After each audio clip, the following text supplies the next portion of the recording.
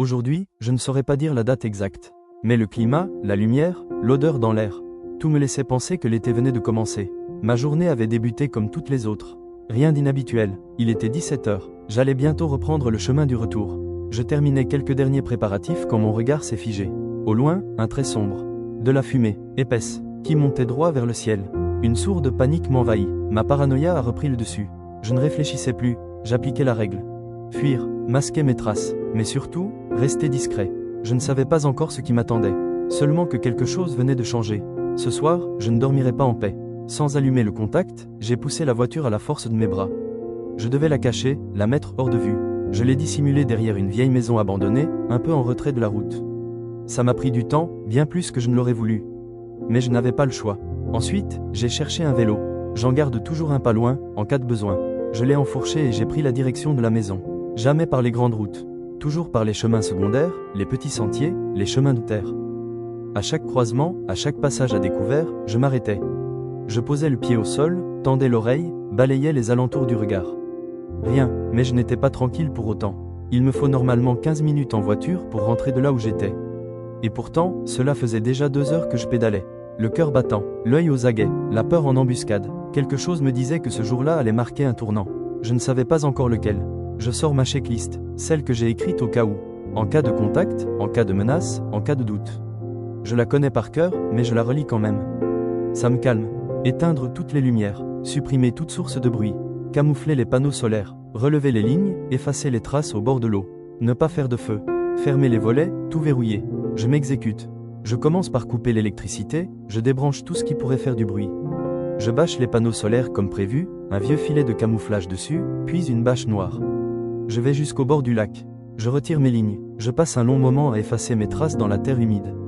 Chaque empreinte, chaque glissade, chaque caillou déplacé est remis à sa place. Ce soir, pas de feu. Je mangerai du poisson séché. Ça suffira. Je ferme tous les volets, verrouille chaque fenêtre, chaque porte. De l'extérieur, la maison semble abandonnée. C'est exactement ce que je veux. Une partie de moi se dit que ce n'est peut-être rien. Une tempête, un éclair, un feu de forêt, mais je ne peux pas me permettre d'y croire. Trop de fois, dans les films, ils baissent leur garde. Et ils mourraient. Moi, je veux vivre. Tout est prêt. Le sac de survie est rempli, le fusil chargé, les munitions glissées dans les poches latérales. Je referme la porte derrière moi, un dernier regard à la maison. Tout est silencieux, invisible. Je me dirige vers l'église. Elle domine le hameau, perchée sur une petite colline. Le clocher me sert de tour de guet depuis le début. Je monte les marches une à une, doucement, sans bruit, le dos en alerte, les sens tendus. Arrivé en haut, j'installe mon poste. Je ne dormirai pas cette nuit. Pas question de baisser ma garde. Je m'assieds, le dos contre la vieille pierre, mon fusil posé à portée de main. Les chiens sont calmes, aucun aboiement, pas même un grognement. C'est bon signe. Je sors mes jumelles et commence à scruter l'horizon. Je balaie lentement, de gauche à droite, puis de droite à gauche. Je recommence, encore. Chaque mouvement suspect, chaque forme étrange, chaque ombre me fait resserrer la prise sur mon arme.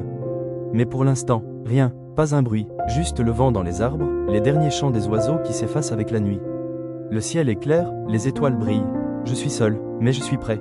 Impossible de trouver le calme. Je scrute, je veille, mais mon cœur bat trop fort. J'ai froid malgré la chaleur d'été. Pas un froid du corps, un froid qui vient de l'intérieur. Celui qu'on ressent quand la peur s'installe, lentement, et qu'on n'arrive pas à la faire taire. Pour la première fois depuis longtemps, je me sens seul, vraiment seul, pas ce genre de solitude paisible que j'ai apprivoisé au fil des mois. Non, une solitude lourde, hostile, comme si, quelque part, quelque chose s'était brisé. Je tends l'oreille, les bruits de la nuit sont là, pourtant. Les feuilles qui frémissent, les petits pas d'un animal au sol, les battements d'ailes, les ululements lointains. Rien d'anormal, rien d'inquiétant, mais je n'arrive pas à me détendre. J'ai vérifié 10 fois mon fusil, inspecté les alentours jusqu'à ce que mes yeux piquent. Rien, aucun signe de vie, pas de lumière, pas de mouvement, et pourtant, je reste en alerte, le corps tendu comme un arc. La nuit passe, lentement, un calme absolu, presque oppressant. Le genre de silence qui hurle à l'intérieur. Quand les premières lueurs de l'aube apparaissent à l'horizon, je me rends compte que je n'ai pas fermé l'œil une seule seconde. Je suis épuisé, mais vivant, et pour l'instant, personne n'est venu. Malgré la tension, malgré la peur qui ne m'avait pas quitté de la nuit, je savais que je ne pouvais pas négliger mes responsabilités. Le potager, les animaux, eux, ils ne comprenaient rien à la peur. Ils avaient juste besoin de moi. À l'aube, j'ai quitté mon poste, les yeux brûlants de fatigue. Je me suis déplacé rapidement, prudemment, le fusil en main. Je ne voulais pas rester à découvert plus que nécessaire.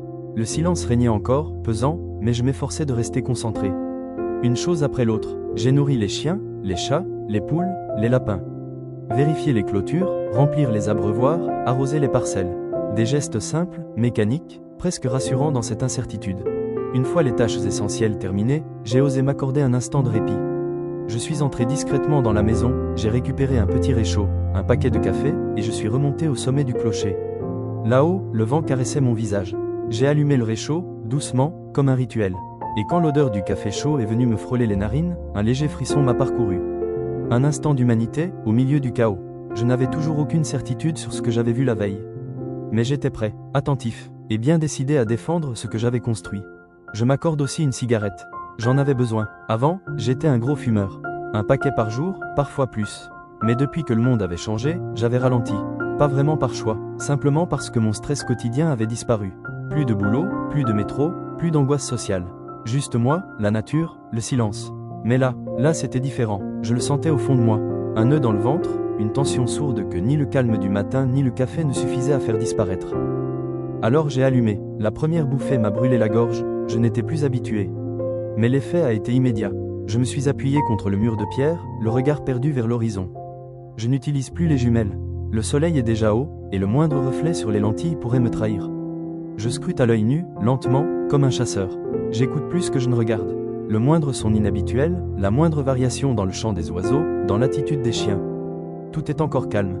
Mais quelque chose, dans l'air, me dit que ça ne durera pas. Cette journée me paraît une éternité. Je ne quitte pas mon poste, malgré la fatigue, malgré les paupières lourdes qui me supplient de fermer les yeux ne serait-ce qu'un instant. Mais je tiens bon, je dois. La nuit retombe lentement, engloutissant chaque relief du paysage, effaçant les couleurs une à une. Plus question d'utiliser le réchaud, ni même de fumer. La moindre lueur pourrait trahir ma position. Par contre, je peux de nouveau sortir les jumelles. Le ciel noir me permet de scruter discrètement les alentours. Je balaie l'horizon avec lenteur, minutie, régularité. Un geste mécanique. Encore, toujours rien. Rien que l'obscurité, le silence, les ombres immobiles. Je sens mon cœur battre moins fort maintenant. Non pas parce que je suis rassuré, mais parce que l'adrénaline s'est transformée en concentration froide.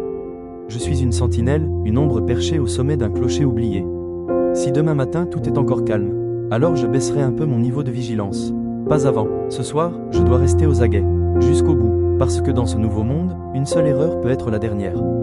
3 heures du matin, je commence à sentir la fatigue me rattraper. Mes paupières sont lourdes, mes membres engourdis, mon souffle plus lent. Je tente de lutter, de résister, mais mon corps, qui s'est enfin relâché après 2 jours de tension extrême, est à bout de force. Je m'écroule, sans m'en rendre compte. Le vide, le noir, le sommeil. Mes yeux s'ouvrent brusquement. Une lumière crue me brûle les rétines. Mince, je me suis endormi. Mon cœur s'emballe immédiatement. Je me redresse d'un coup, en sueur, pris de panique. Combien de temps ai-je dormi? Qu'est-ce que j'ai raté? Je saisis les jumelles, fais un tour rapide du paysage, chaque angle, chaque relief. Rien, tout est calme. Aucune trace, aucun bruit, aucune odeur de fumée. Je pousse un long soupir, presque tremblant. Je m'en veux, mais je suis soulagé. Mon cœur retrouve peu à peu un rythme normal. Il est 8h30 du matin. Je suis encore en vie. Mon refuge n'a pas été découvert. Mais cette nuit m'a appris une chose essentielle. Même la vigilance la plus stricte ne résiste pas à l'épuisement.